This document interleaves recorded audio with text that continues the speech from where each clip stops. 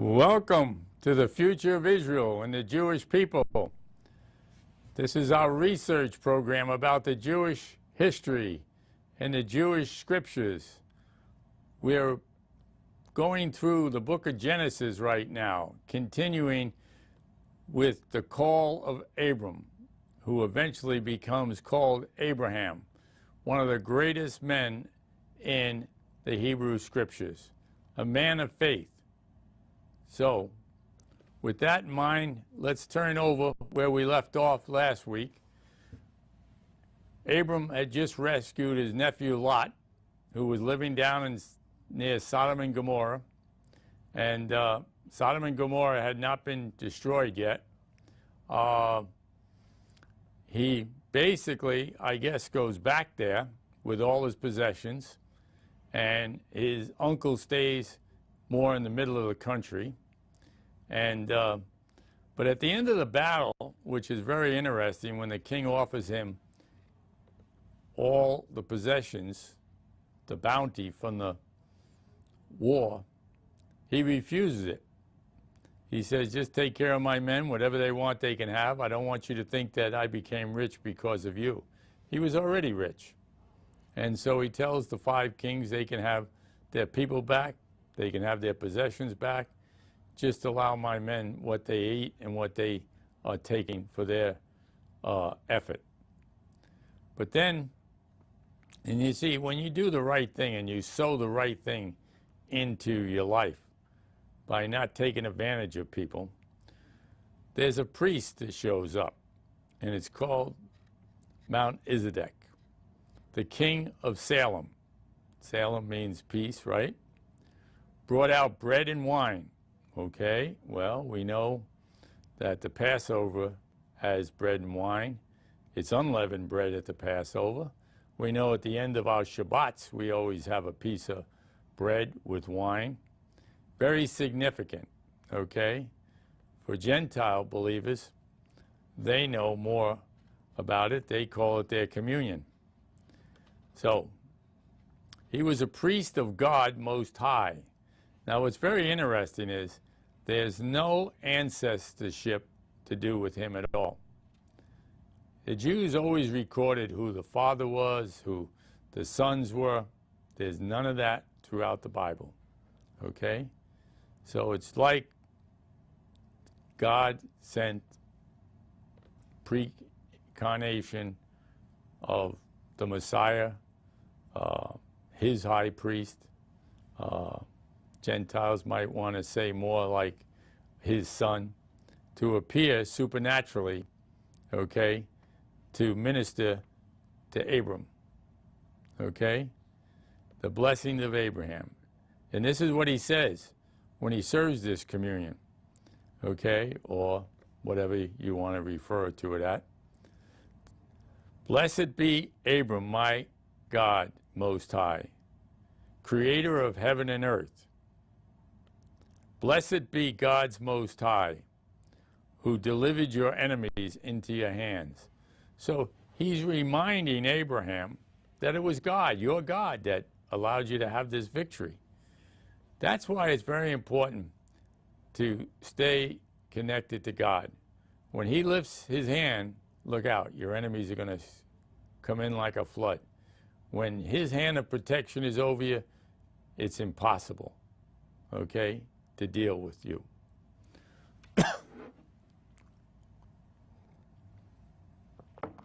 Then Abraham gives him a tenth of everything. Very interesting. This is the first mention of tithe. Later on, it becomes part of the law. And the scribes and the Pharisees and the Sanhedrins lived by this. They believed you had to give them a tenth of everything you got. So if you made $1,000 today, you gave $100. So he gives it to him. And there's none of this, no, you don't have to do that. Okay? What it's really showing to God is that I'm realizing everything comes from you. And, you know, if you brought a pie to my house, you would expect me to cut a slice and give it to you. Okay? And so it's like fellowship, relationship. You can have the 90%. Give me the 10. And people who do tithe, they live on 90%, and they do better than people who spend 100% and really need 110%. There's an economy that God respects when you do this. So, what am I saying here? I'm saying that it was established right here in the 14th chapter of Genesis. Try it someday. You'll be amazed how it works.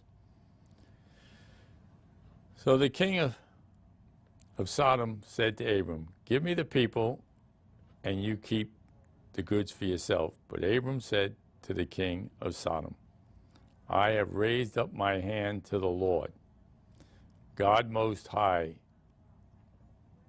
creator of heaven and earth, and have taken an oath that I will not accept nothing belonging to you, not even the thread of a toss of your sandal, so that you will never be able to say, I made Abram rich.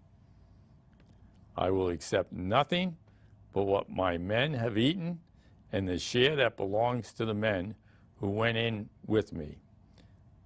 So, you see, he must have vowed, God, if you help me, I'll do it for nothing. I'm not in it for the money. I'm doing it to save my nephew. And God honored it. And God had Melchizedek show up to him and have communion with him. You know, when you eat with somebody, that's very, very, very important. When you're invited to sit down and sup with someone. So we go into 15 now, and this is God's covenant with Abram. At this time, the word of the Lord came to Abram in a vision. So it can be a vision, it can be a dream, it can be audible, it can come to other people like prophets sometimes when you're not listening to God. And he says to him, do not be afraid, Abram. I am your shield, your very great reward. Okay? So he's telling him more or less he doesn't have to be afraid. Lots of times we don't oppose evil because we're afraid of the repercussions. If we don't win, or if we win, they'll come back, those kind of things. So God reassures him. We wish people in Israel would definitely realize that God is on their side. Okay? Because they're fighting over his land. We'll cover that later. Then Abram says, O sovereign Lord, what can you give me, since I remain childless, and the one who will inherit my estate is Eliab from Damascus. Okay? So he had a good servant, and he figured, well, when I die, he'll be in charge, like a good butler in the old days, and my heirs won't get anything because I have no heirs. And Abraham says, you have given me no children, so a servant in my household will be my heir. Now, he's very wealthy, okay? Then the word of the Lord came to him, this man will not be your heir, but a son from your own body will be your heir. He took him outside and said, look up at the heavens and count the stars, if indeed you can count them. Then he said to them, so shall your offspring be. So he's promising him thousands of offspring. Now that's hard to believe, but it's who says it as to whether or not you believe it. Okay? So Abraham believed the Lord, and he credited it to him as righteousness. You want to be righteous? Believe in God. You want to be righteous? Believe what he's promised. You want to be righteous? look at what he's doing in your life. Your own body is a miracle. So, he also says to him, I am the Lord who brought you out of Ur of the Chaldeans and gave you this land to take possession of it. Now, God sometimes talks in the present. Sometimes he talks in the future. Most of the time it's in the future, as he is here, because he didn't give him the land yet, but he already allotted it to him. And when he makes up his mind, that's it. So he says, and Abram says, O sovereign Lord, how can I know that I will gain possession of it? So now I think they're talking about the land. So the Lord says to him, bring me a heifer, a goat, and a ram, each 3 years old. 3 is a very important number in God. Along with a dove, symbol of peace, and a young pigeon. And Abraham, well, it's Abram at this point, brought all of them to him. He cut them in two and arranged the halves opposite each other. The birds, however, he did not cut in half. The birds of prey came down on the carcasses, but Abram drove them away. Now, when you cut these animals, what these sacrifices were was like you walked in between them, and usually there was two people, two human beings, and you were saying that these carcasses represent us, and we have died more or less to ourselves, and now we're like in a covenant, just like a marriage. No longer two, we're one. Your enemies are my enemies, your friends are my friends, your possessions are my possessions, your possessions are mine, your money is mine, your debt is mine, okay?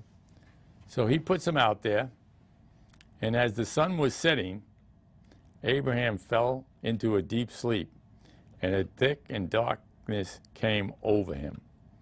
Then the Lord said to him, know for certain that your descendants will be strangers in the country, not their own, and they will be enslaved and mistreated for 400 years. That's basically 4 generations. But I will punish the nations that serve as slaves, and afterwards they will come out with great possessions. You, however, will go to your father in peace and be buried at a good old age. In the 4th generation, your descendants will come back here, for the sins of the Amorites have not yet reached its fullness. So he's saying, I'm going to give the people living here 400 and some odd years approximately. More than that, because Abraham dies, Isaac dies, Jacob dies, then Jacob goes down before he dies to Egypt, and they stay there 450 years. So it's a long time from when he promises it. But he says it's going to happen this way. Now, it did happen that way. So if you don't believe the scriptures, okay, and you're Jewish or you read Hebrew scriptures, you need to. Because what he told Abraham way at the beginning of time, he fulfills about 500 years later. Exactly the way he said it. So, I mean, if he did it here in Genesis, don't you think it goes throughout the book? Well, what happens next? So when the sun sets and darkness has fallen, and smoke full pot with a blazing torch appears and passes through the pieces. So it's saying that an angel or God himself set the sacrifice on flame. Okay? Not man. Abraham didn't do anything. He presented the offering, but he waited, and God made it happen. And that was the sign that he gave him. Okay? And Jewish people in the old days always asked, more or less, God to prove himself with a miraculous sign. So he gives Abraham a sign. That's outstanding. On that day, the Lord made a covenant with Abram and said, to your descendants I give this land, from the river of Egypt to the great river, the Euphrates. Well, that is from the Red Sea area, basically, all the way over to what is today Iraq. Did they have it?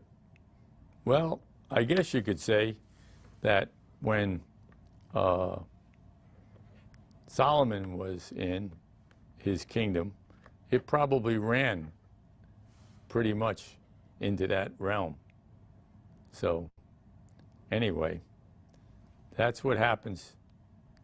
Now, you're going to see when you're not patient with God how you can get in trouble. But it doesn't mean that God is giving up on you. When he chooses a man, he probably is going to go all the way with it.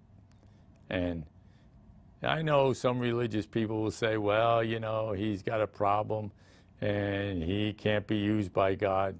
This whole book is loaded with people God used, from prostitutes on up, that were used powerful. I mean, Rahab helped the Jews with the Battle of Jericho. And there are many, many more examples. Ruth was a foreigner, okay, probably a pagan worshiper at one time. And she became the great-grandmother of David.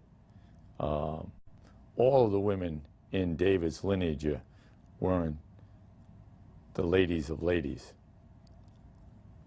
So chapter 16 starts off with Hagar and Ishmael.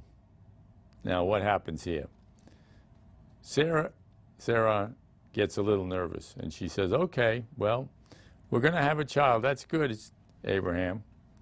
And so now Sarah, Abraham's wife, had barren him no children. But she had an Egyptian midwife or maidservant named Hagar. So she said to Abram, the Lord has kept me from having children. Go sleep with my maidservant. Perhaps I can build a family through her. Well, what she's saying is that, first of all, she's blaming it on God, okay, that she doesn't have any children. We don't know that to be the case, okay? There's a lot of reasons why people are sterile. And she wasn't sterile, but she didn't conceive. Number two, she had a servant girl, and in them days, they were considered like concubines, someone to perpetuate the family, even though they didn't have the bond of marriage and the covenant and protection of marriage. So Abram agrees what Sarah said. Interesting, Adam was deceived by Eve. Now Abraham is being coaxed into something by Sarai. So after Abraham had lived in Canaan for 10 years, Sarai, his wife, took her Egyptian maidservant, Hagar, gave her to her husband to be his wife. Well, I think they mean to have intercourse, to try to give birth like a surrogate mother. You can see later on, she didn't enjoy the protection of being a wife. He slept with Hagar, and she conceived. Well, that happens a lot of times with young people. They're very fruitful. Why? Because they're very fertile at a young age. When she knew she was pregnant, she began to despise her mistress. Anytime you're outside of the will of God, you're going to find that things are going to creep in from an evil force. They're going to come in with jealousy, envy, bitterness, and you can see this goes on both women. I don't know if, I guess Abraham might have had feelings of shame or embarrassment, but the women were going at it hot and furious. Then Sarai said to Abram, you are responsible for the wrong I am suffering. I put my servant in your arms, and now she knows she is pregnant. She despises me. May the Lord judge between you and me. Well, you know, going back to the Garden of Eden, Eve blamed it on the snake. Adam blamed it on his wife. Nobody's willing to take the responsibility. Sarai, it was your idea. Sarai, it was your slave girl. Slaron, you wanted a baby. Now you got one coming, and you despise the mother because she is giving you a hard time. Well, sure. When you join yourself to another person, you become one with them. So now Abram was one with two women, where each one of these women were one with the same man. I took my daughter to see him play one time. Well, it actually was my granddaughter, about 7 to 9 years old. And it was on Abraham and Sarah. In the middle of the play, she nudges me and she says, "He's got a problem. You know what his problem is, Grandpa? He's got 2 wives." I mean, innocent children can see what really goes on in these situations. And when we don't keep the sanctity of our marriages, if nothing more than for our children's sake, we're doing a great disservice. You know, we can't walk away from things nonchalantly. Well, your servant is in your hands, Abram says. Do to her whatever you think best. Then Sarah mistreats Hagar, so she flees from her. So I told you they were going hot and heavy. And you got to realize that this child that she's going to bore, she's Egyptian, and he is going to be part of the Arab nations that are among us today. The angel of the Lord found Hagar near a spring in the desert. It was the spring that is beside the road of Shechem. And he said, "Hagar, servant of Sarai, where have you come from and where are you going?" Now, isn't this interesting? Pagan woman had relationships with a married man, conceived a child, is pregnant out of wedlock, running away from authority, and God suddenly sends somebody to talk to her. It says an angel. Angels are messengers of God. So, "I'm running away from my mistress, Sarai," she answers. Then the angel of the Lord told her, "Go back to your mistress and submit to her." You see how important authority is? Okay? People are rebelling all over the world. They refuse to come under authority. Authority is for our protection most of the time.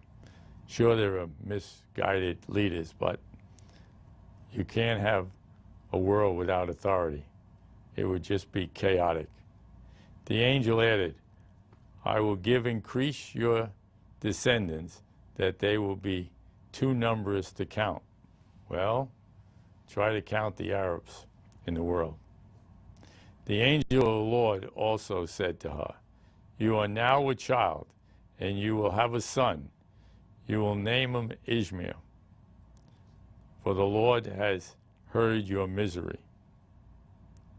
He will be a wild donkey of a man. His hand will be against everyone, and everyone's hand against him, and he will live in hostility towards all his brothers." Well, who are going to be his brothers? Abraham's descendants.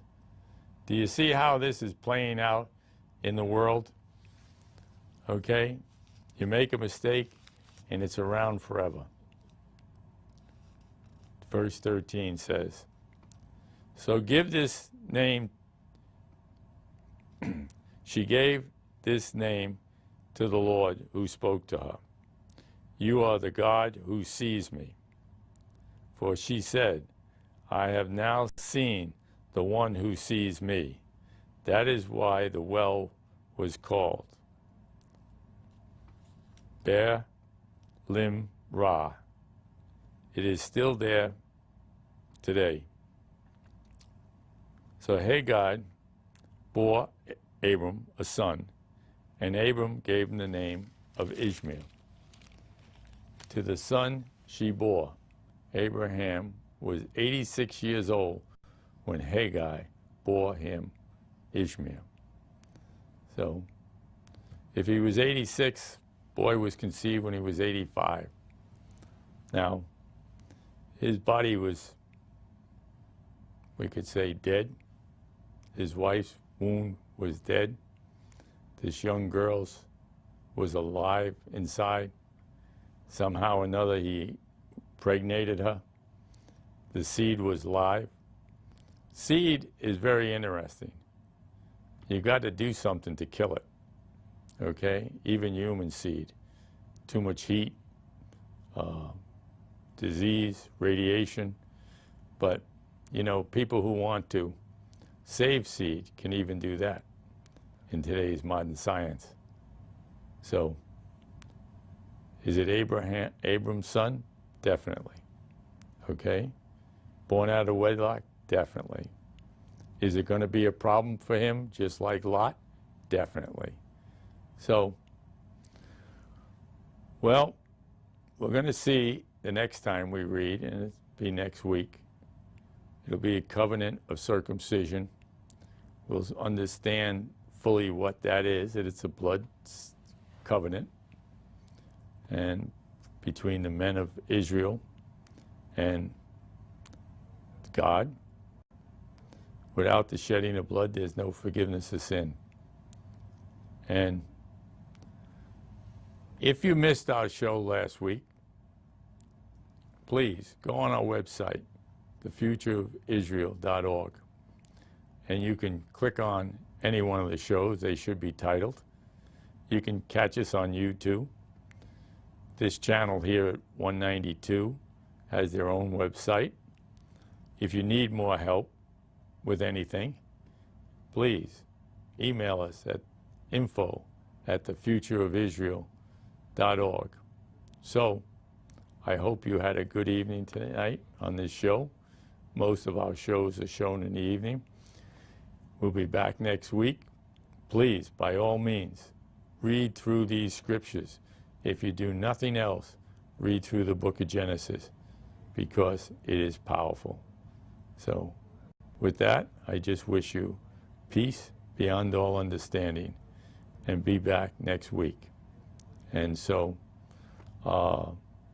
we will cover the covenant of circumcision, which is going to be between God, Abraham, and Ishmael. It's wonderful to have you here as an audience. We wish that you are learning something, but more important, that you're studying something on your own. Please, by all means, don't let the spiritual side of your life slip through, whether you're Jew, Gentile, Muslim. We're talking about Father Abraham, the father of our faith. And we know that it is important to prepare for eternity. And how do we do that? By knowing God and God knowing us. So that's what we have to say today. Thank you. And please, by all means, come back next week and visit with us once and for all. We're here every week. If you have any questions, send them in. We'll try to answer them as best they fit the lesson for that day. So, those of you that don't have a Bible, download an app on your smartphone or tablet. They're free. You can pick what translation, what language.